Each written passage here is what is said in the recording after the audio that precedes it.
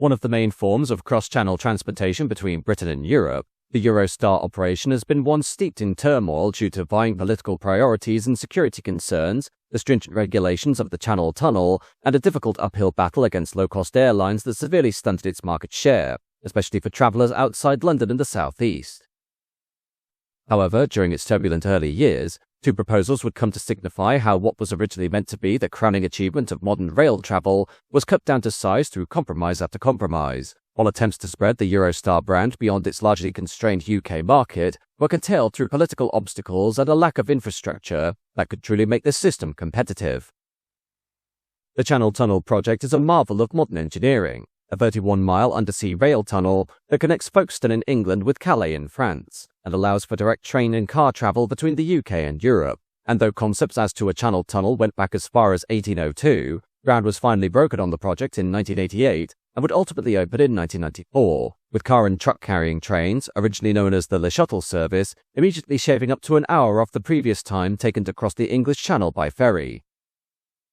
In 1990, British Rail founded a holding company known as European Passenger Services, or EPS, which was owned jointly by SNCF of France and SNCB of Belgium, and would oversee the operation of Eurostar, a dedicated intercity train that would run through the tunnel using high-speed express trains based on the underpinnings of the highly successful French TGV. Eurostar would be supported by the construction of dedicated high-speed routes either side of the Channel Tunnel, including the 207-mile-long LGV Nord high-speed main line from the tunnel portal at Calais to the northern suburbs of Paris that opened in 1993, and a 55-mile extension between Lille and Belgium in 1997 to connect with Brussels, while originally plans were to create an equivalent on the English side of the channel, with the alignment being from the tunnel portal at Dollans Moor near Folkestone to London Victoria via Tunbridge and Croydon. However, a largely anti-rail stance by the then Thatcher government meant that, as part of the 1987 Channel Tunnel Act, Section 42 of this document stipulated that the government would not fund or support the creation of a direct rail link between London and the tunnel, with the result being that Eurostar was forced to jostle for position among the highly congested commuter network of South London, before ambling its way across the Kent countryside at a speed no greater than 100 miles an hour. Meanwhile, the northern platforms of London Waterloo, together with several sidings and the lift providing surface access to the Waterloo and City Underground line, were torn down and replaced by a gigantic, curving terminus station dubbed Waterloo International, a superb engineering feat that cost £120 million and was distinguishable by its blue steel barrel roof that stretched along the northern perimeter of the main station. At the same time, stringent safety legislation regarding the Channel Tunnel itself required that passenger trains be of a length no less than 1,200 feet, this being necessary so as to ensure that at least one part of the train would be near an emergency exit connecting to the non-rail service tunnel between the two running lines, while at the same time, consists had to be formed of half sets in order to allow one half of the train to be uncoupled and safely exit the tunnel in the event of a failure. Aside from these restrictions negating the ability for the French TGV or German ICE to run through the tunnel to London, the resultant Class 373 Eurostar sets, at 18 cars of 1,270 feet in length, were among the longest passenger trains in Europe, with the sheer size of these trains meaning their ability to operate across either the British or European rail networks was extremely limited, while their underpinnings were generally identical to that of the regular TGV, but with physical dimensions trimmed down to meet the restricted UK loading gauge. In the end, due to the length of the Eurostar trains, the initial trunk route between Britain and Europe only operated from London Waterloo to Paris Gare du Nord and Brussels Midi, while seasonal trains ran to Marne-le-Vallée-Chassis to connect with the new Disneyland Paris resort, and winter-only trains travelled to Bourg-Saint-Maurice in the French Alps for the popular skiing market. Regardless, EPS, beyond the Trunk 3 capital service, also planned to extend the reach of Eurostar further than London to major regional centres across England, Wales and Scotland, giving rise to Regional Eurostar, a daytime operation comprised of 14-car Class 373 sets, and Nightstar, an overnight sleeping car service. Service patterns for the Regional Eurostar would operate on both the West and East Coast main lines, travelling to Manchester via Milton Keynes, Rugby, Stafford, Crewe and Stockport, while one train would be routed via the West Midlands stopping at Coventry, Birmingham International, Birmingham New Street and Wolverhampton. On the East Coast, a service to Glasgow Central would run via the recently electrified main line beyond Peterborough, stopping at Newark, Doncaster, York, Darlington, Newcastle and Edinburgh, the service pattern comprising 2 trains per day to Manchester, one via Birmingham and one via the Trent Valley, while Glasgow would be served by one train per day, these trains not stopping at London Waterloo due to an unfavourable track arrangement and instead would continue directly to the Channel Tunnel. Instead, as these trains would be forced to avoid stopping at London directly, intermediate UK stations would be pick-up stops only for outbound trains and drop-off only for inbound trains, while UK border agency positions and segregated lounges would be fitted to the stations where regional Eurostar trains would call, with these services ultimately avoiding the London terminals by way of the North and West London lines via Willesden and Kensington Olympia before joining the regular Eurostar route at Wandsworth northeast of Clapham Junction. To operate the service, 7 14-car Class 373 sets were allocated to the regional pool, these trains being based at the main Eurostar depot at North Pole in West London, the existing Polmadie traction and rolling stock maintenance depot south of Glasgow, and a newly built depot on the approach to Manchester Piccadilly Station. The specially built International Depot in Manchester was constructed at long sites adjacent to the existing Moated Power Depot, and comprised of 2 stabling and 2 indoor maintenance roads, being able to house up to 4 sets at one time, the total cost for EPS being £140 million of investment in trains and infrastructural upgrades to the UK network in order to accommodate the regional Eurostar services. The Nightstar, meanwhile, was a logical continuation of the famous sleeping car trains that once crossed the Channel via the Dover to Dunkirk train ferry, the most notable being the Night Ferry, which operated between 1937 and 1980, after which British Rail withdrew the service due to it being non-competitive with domestic airlines. The Night Ferry was complemented during its heyday by the iconic daytime Golden Arrow or Flesh Door, which operated between 1926 and 1972, but this required passengers to disembark the train at Dover before crossing the Channel by ferry and boarding the second half of the service in Calais. At the same time, despite the rapid rise of high-speed rail travel in Europe, overnight sleeping car trains between the continent's many regional centres and capitals were still popular, and the Nightstar could have easily expanded these operations into the UK.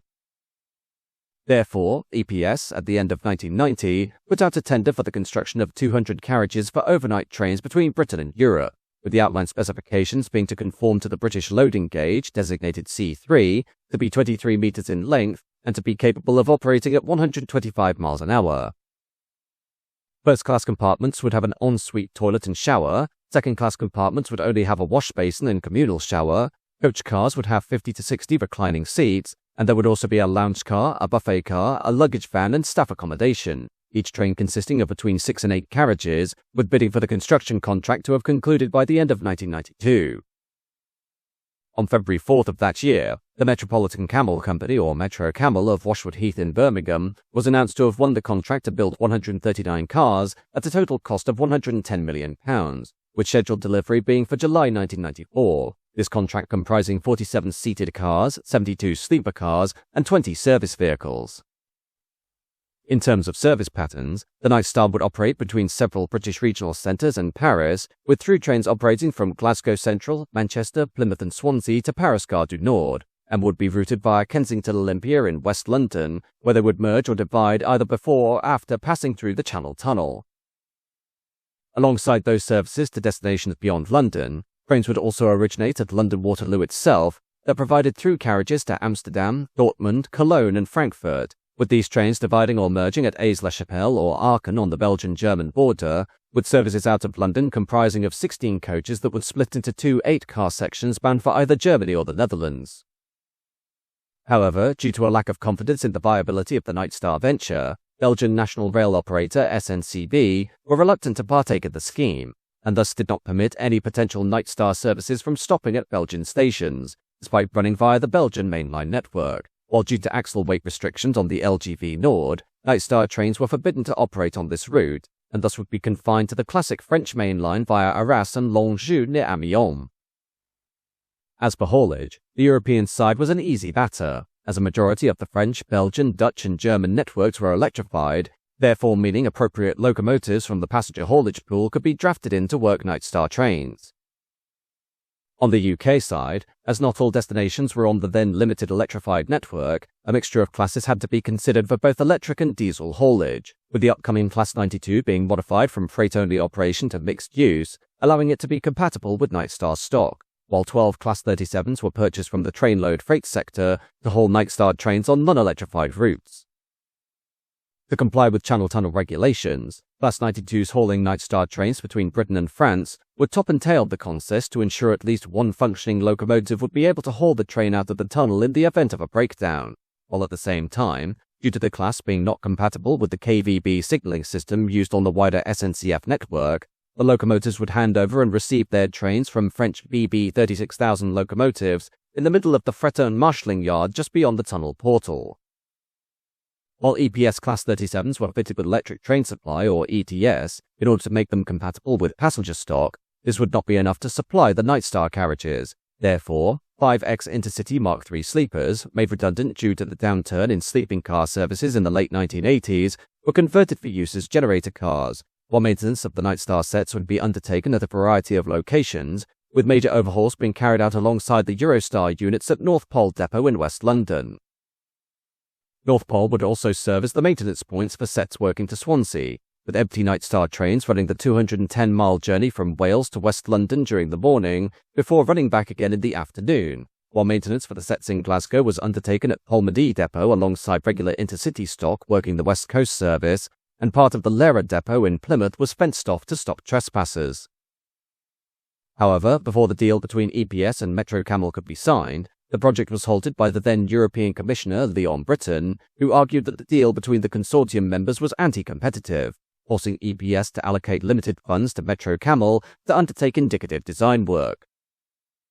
The builder, however, very quickly burned through these funds, and thus all work regarding the project was halted until Britain's demands for representation from the consortium members had been met, whereupon approval was given on July 7, 1992, and the contract was finally signed, although first delivery would now not take place until either late 1994 or early 1995. On November 14, 1994, regular international Eurostar services between London, Paris and Brussels commenced, bringing a huge amount of enthusiasm to the potential regional Eurostar and Nightstar operations, with EPS having a fixed asset value of £928 million. Though the honeymoon period for Eurostar rapidly waned, in the face of cracks appearing in the viability of the business plan for not only the existing three capital service, but also the prospective regional Eurostar and Nightstar services. Regional Eurostar was in an especially precarious situation, as due to delays in testing the 14-car Class 373 sets, designated Class 373/3, one launch date after another was missed, thus forcing EPS to sublease several HST sets from the Intercity cross-country pool to work what was unofficially known as the Eurostar Link, a shuttle service connecting Manchester Piccadilly and Edinburgh to London Waterloo from May 1995, working one train a day in either direction between the three cities Mondays to Saturdays. These trains would also stop at intermediate stations including Milton Keynes and Stoke-on-Trent, as per the prospective service patterns for the upcoming regional Eurostar service, and only passengers with through Eurostar tickets could board, though this meant that most trains would run at less than half full, the result being the eventual demise of the Link HST service in January 1997 after suffering sustained losses, with Eurostar instead offering discounts on regular intercity services out of London Euston. As British Rail underwent the turbulent process of privatisation in 1994, the government announced on November 11th of that year that EPS would be transferred to a private consortium called London and Continental Railways, or LNCR, a private property development company backed by the Department for Transport. On February 29, 1996, LNCR won a prospective bid in the upcoming Channel Tunnel Rail Link, or CTRL project, to build and operate a proposed high-speed connection between London St Pancras and the tunnel portal, on what is now known as High Speed 1, with the government also throwing in the ownership of EPS and the UK shares of the Eurostar company. This thereby transferred to their power all of EPS's physical assets, including Waterloo International Station, the North Pole and Manchester International depots, 10 international Class 373 half sets, 14 regional Class 373 half sets, 7 Class 92s, and 12 Class 37s, as well as the upcoming Nightstar stock. Finally, in 1997, regional Eurostars and Nightstar stock began tests in April of that year, with regional Eurostar sets working between North Pole Depot and Manchester, while Nightstar coaches were tested between Carlisle and Carnforth on the West Coast Main Line and Newcastle and Edinburgh on the East Coast. Problems once again surfaced, however, especially for the operation of regional Eurostar sets on the West Coast Main Line, as despite their 186-mile-an-hour capabilities, the sheer power draw of these trains, rated at 16,000 horsepower, would cause power drops if they travelled above 110 miles an hour or operated on both power cars, making them no better than the Class 86 and 87 electric locomotives already working between London and Manchester. To further compound the problems encountered during testing, the lack of providing high-speed connection between London and the Channel Tunnel, as well as being only a viable alternative to domestic airlines for those living in southeast England, meant that LNCR wasn't meeting its forecast passenger numbers, with the proposed break-even for Eurostar operations of 1997 being missed. The Eurostar company would ultimately not report its first year of profit until 2007, around the time that the long-awaited High Speed 1, together with the refurbished London St Pancras terminal, became operational, this having been helped along by the partial opening of High Speed 1 between the tunnel and Forcombe Junction from 2003 that allowed for a phased introduction of 186-mile-an-hour operations between London and Paris.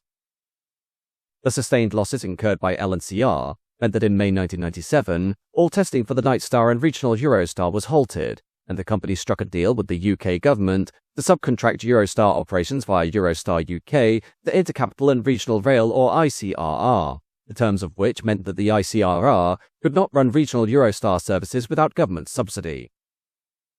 With the DfT unwilling to support the scheme, Richard Branson's Virgin Rail Group stepped in and announced that they would run regional Eurostar services at its own risk, but this proposal was eventually dropped when Virgin decided the project could not be supported.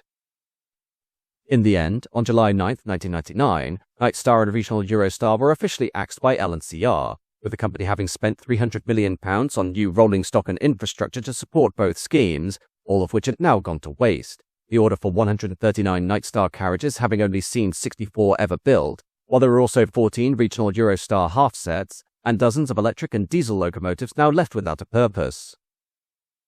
Eventually, the Class 92s were put to work on regular freight traffic until being stored in 2001, although some have seen a return to work after long periods of redundancy, now operating in their mixed-use capacity on the Caledonian Sleeper between London and Scotland, while others have remained in storage after only 5 to 6 years of operation and are now largely stripped for parts at various locations across the UK, having never recouped their £2 million per unit construction cost. The Class 37s, meanwhile, continue to work for EPS as rescue trains and to haul Eurostar sets, but these were eventually sold to direct rail services to operate freight trains, with many examples still being regular performers upon the network after various upgrades. While it was expected that the specially built Nightstar coaching stock would never see work again, in June 2000, Via Rail, the national passenger operating company of Canada, purchased 3 Nightstar coaches, testing them between Ottawa and Montreal during November of the same year, behind one of the nation's famous LRC locomotives. Satisfied with the results of the test, Via bought all existing vehicles, both complete and incomplete, for $125 million Canadian, with all carriages shipped by October 2001 and entering service on June 23, 2002 under the Renaissance brand to work the ocean service between Montreal and Halifax. As for the purpose-built Manchester International Depot for regional Eurostars, this only ever housed one set in 1997 before being closed, with the brand new and barely used facility sitting inactive for the next 20 years, with only brief use being found to test Class 185s in 2005, though it would eventually be leased from LNCR by Spanish train manufacturer CAF in May 2018, in order to test brand new Mark V coaching stock and Class 397 EMUs for TransPennine Express, while following the end of its use with CAF. The facility has been repurposed to house Northern Class 323 suburban unit.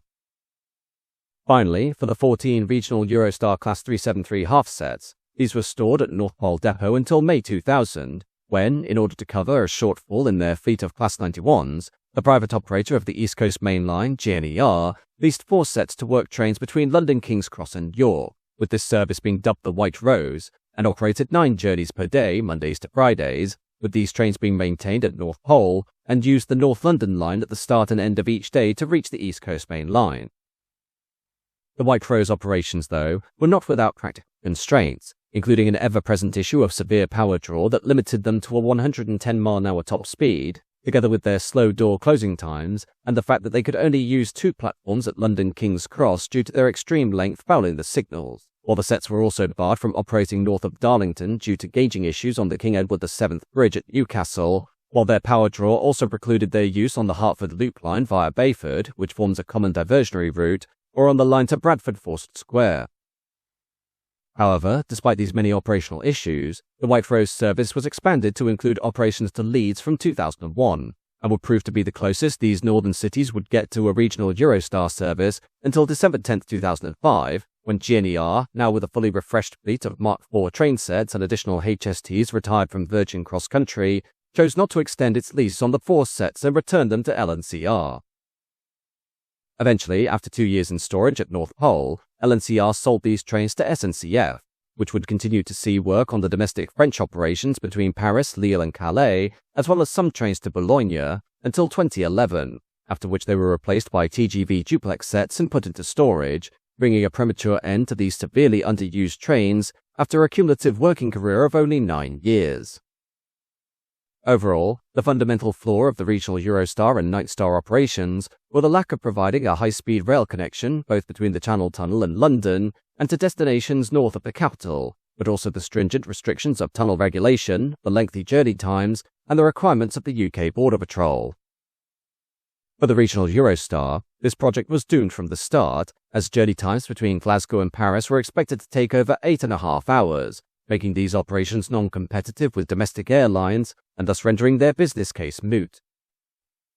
The Nightstar service, meanwhile, though illustrating some greater merits due to it providing a suitable sleeping car train between Britain and Europe, was hampered by mounting costs and the financial instability of LNCR that dragged this scheme down too, with these problems compounded by the regulations of the UK Border Agency, which, unlike European international sleeping car trains, required full security and customs checkpoints to be established at a variety of stations across the European and British rail networks, a prospect that was costly and impossible to manage.